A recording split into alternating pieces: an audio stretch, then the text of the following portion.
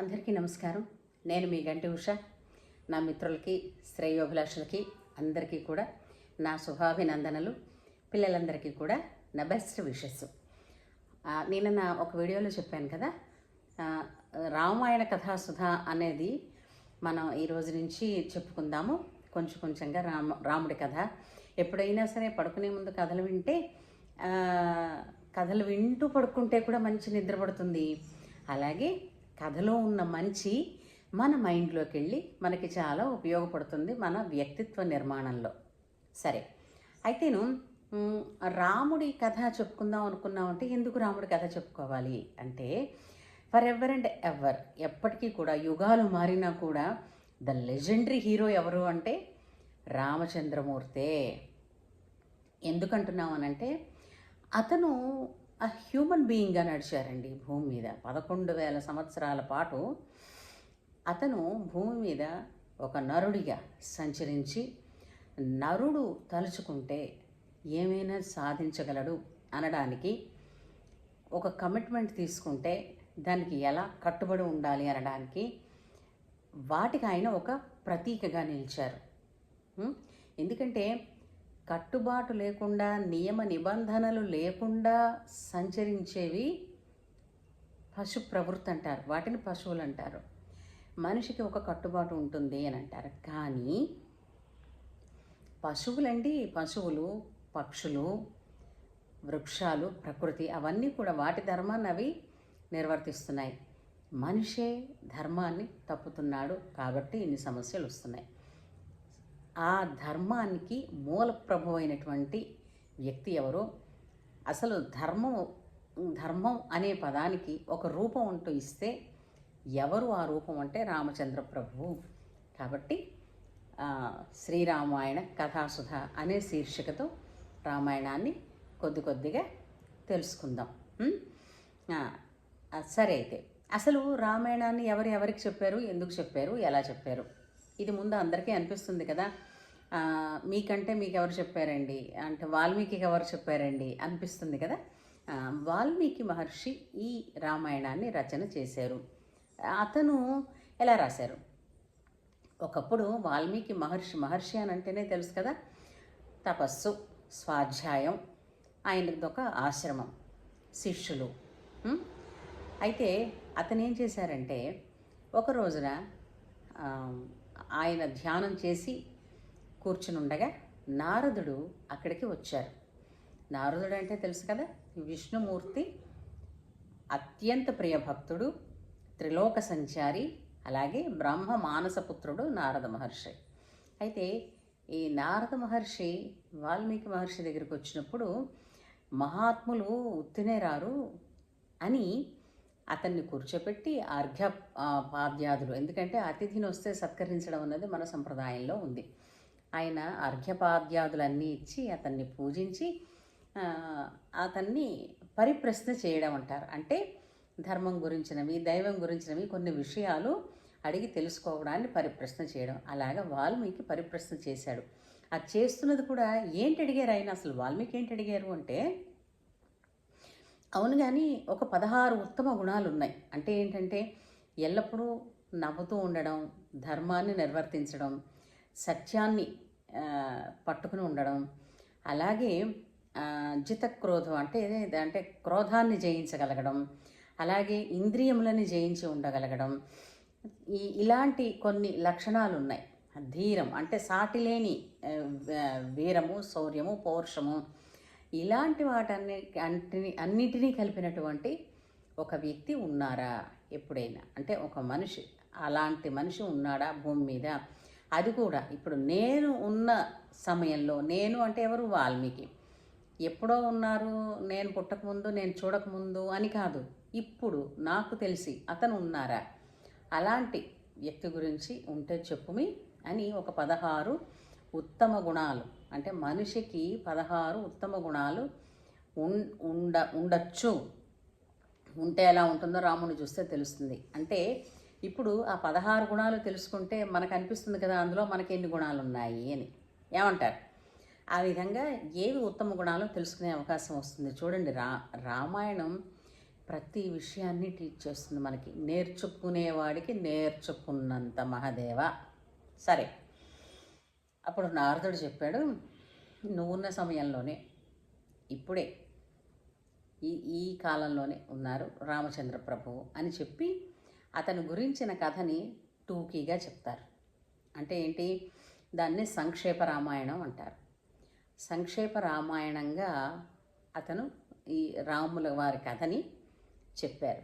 చెప్పిన తర్వాత ఆ కథ గురించి విస్తారంగా, అది ఒక వ్యక్తి జీవిత చరిత్ర, ఒక కుటుంబ జీవిత చరిత్ర కదూ, అది అందరికీ తెలియాలి.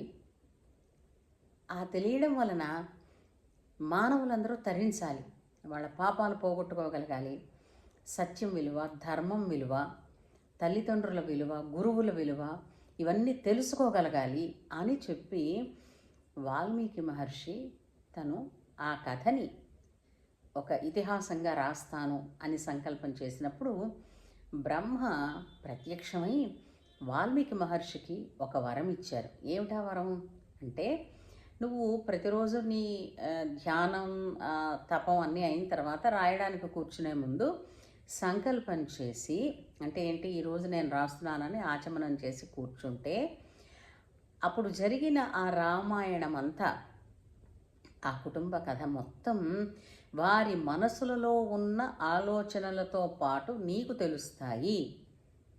దాని వలన అది యాజ్ ఇట్ ఈజ్గా ఉన్నది ఉన్నట్టు నువ్వు రాయగలుగుతావు అని చెప్పి ఒక వరం ఇచ్చారు.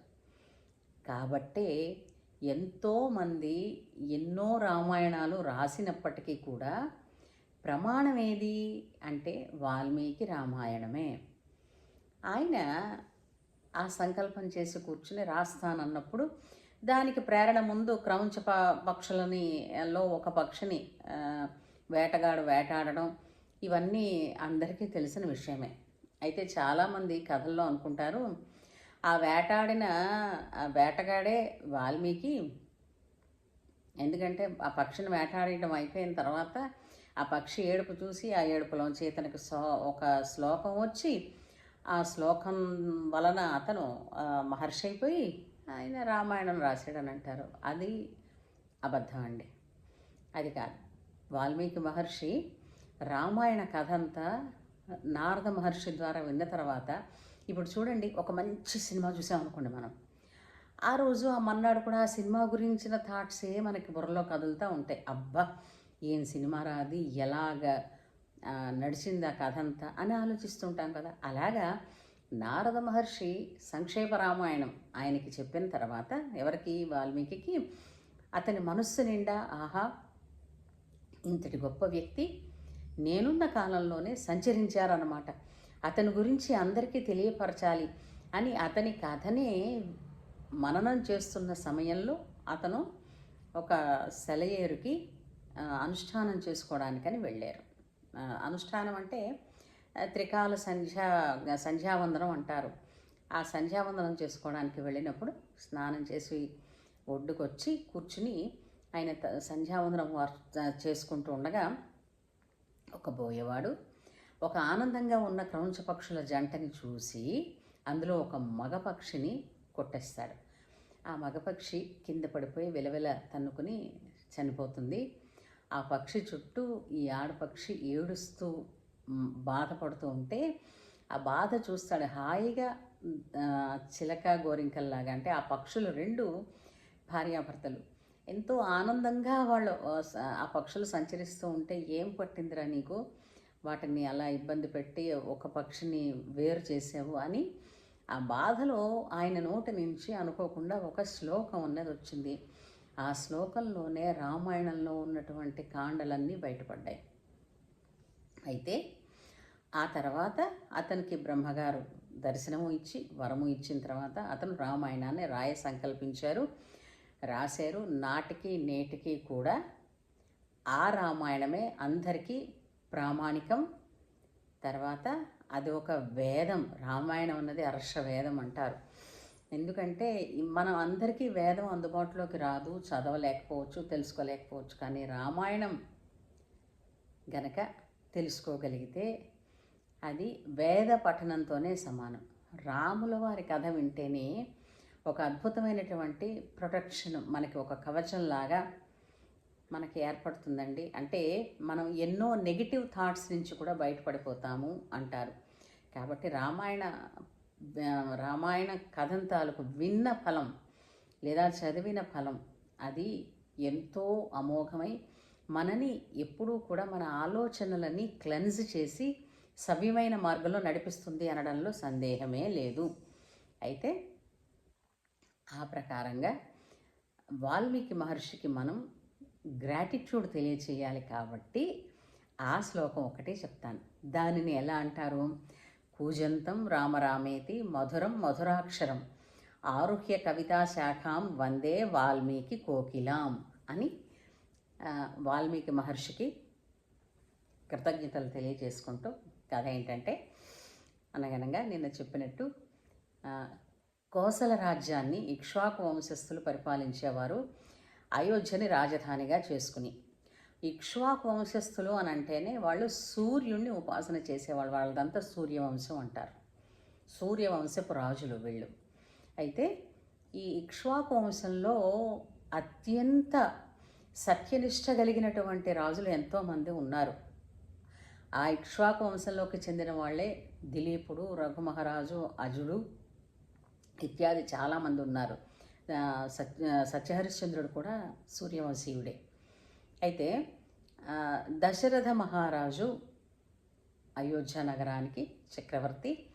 అతనికి 3 భార్యలు, కౌసల్య, సుమిత్ర, కైకేయి. అంటే ఆర్డర్ ప్రకారంగా చూసుకున్న కైక ముద్దుల భార్య, ఆఖరి భార్య. కౌసల్య, సుమిత్ర అంటే మధ్య ఆవిడ సుమిత్ర అనమాట. అంటే కౌసల్య మొదటి భార్య, సుమిత్ర రెండవ భార్య, కైక మూడవ భార్య. అయితే దశరథ మహారాజు అయోధ్య నగరం అనేక సంపదలతో విలసిల్లేది, కుబేరుడితో సమానం అన్నట్టుగా అతని దగ్గర అంటే వాళ్ళకి వైభోగాలు సంపదలు ఉండేవి. అలాగే ఇక్ష్వాకు వంశస్థులందరూ కూడా రాజులు మహాజనరంజకంగానే పరిపాలన సాగించారు. అయితే ఎన్ని వేల సంవత్సరాలు అంటే అప్పటి యుగంలో ఆయు ప్రమాణం చాలా ఎక్కువ ఉండేది అని అర్థం. ఆ లెక్కన దశరథ మహారాజుకి ఎంతో కాలం అయిపోయినప్పటికీ కూడా సంతానం అయితే కలగలేదండి. ఆ సంతానం కోసం ఎప్పుడూ విచారిస్తూ ఉండేవాడు. ఇంత విశాల మహా సామ్రాజ్యాన్ని తన తర్వాత మరి కొనసాగించడానికి, రాజ్యపాలనని చేపట్టడానికి ఒక వంశోద్ధారకుడు లేడే అని అనుకుంటూ గురువుగారిని పిలిపించి, అతనికి గురువెవరు? వశిష్ఠుడు. వశిష్ఠుడినే మనకి అంటే అతన్ని బ్రహ్మర్షి అని కూడా అంటారు. ఈ వశిష్ఠుడు మన దశరథ మహారాజుకి కులగురువు. అతన్ని పిలిపించి, రాజా, ఏనాటి పాపమో ఏనాటి దోషమో ఏమైనా ఉన్నాయేమో నాకు సంతానం కలగలేదు, కాబట్టి మీరు ఈ దోష పరిహారాన్ని చెప్పండి అని అంటే, అప్పుడు గురువు ఏం చెప్పారు అని అనగానే, తప్పకుండా నీకు సంతానం కలుగుతుంది, అశ్వమేధ యాగం చెయ్యి అన్నారు. ఇక్కడ యాగం చేస్తే కలుగుతుందా అండి, నిజమా అండి, ఎన్నాళ్ళలో కలుగుతుందండి అని ఎదురు ప్రశ్నలు వేయలేదు దశరథ మహారాజు. గురువుగారు అవుతుంది అంటే అది అయిపోతుంది అన్న విశ్వాసం. అంటే ఆనాడు గురువులలో అంతటి ప్రజ్ఞ ఉండేది. రెండోది, గురువు మీద విశ్వాసం నీకు ఎంత ఉంటే అంత నీకు ఫలిస్తుంది అన్నది ఇక్కడ మనకి తార్కాణం. అలాగే గురువు చెప్పినట్టుగా అశ్వమేధయాగం చేసిన తర్వాత, అశ్వమేధయాగం వలన ఇతనికి ఆ పాపము నశించిపోయింది. సరే, పాపం అయితే పోయింది. ఇప్పుడు పిల్లలు కలగడానికి కావలసినటువంటి ఇష్టి అన్నా కూడా యజ్ఞం అనే అంటారు. ఇష్టి, క్రతువు, యజ్ఞం. అంటే ఇష్టి అనడంలో ఏంటంటే ఈ ఇష్టకామ్యాలని, అంటే శీఘ్రంగా తొందరగా కావలసిన కోరికని తీర్చేదాన్ని ఇష్టి అంటారు. ఆ ఇష్టి ఏమిటి? పుత్ర కామ ఇష్టి, పుత్రుడు కలగాలనేటటువంటి కోరికతో చేసేటటువంటి యజ్ఞం పుత్ర కామిష్టి.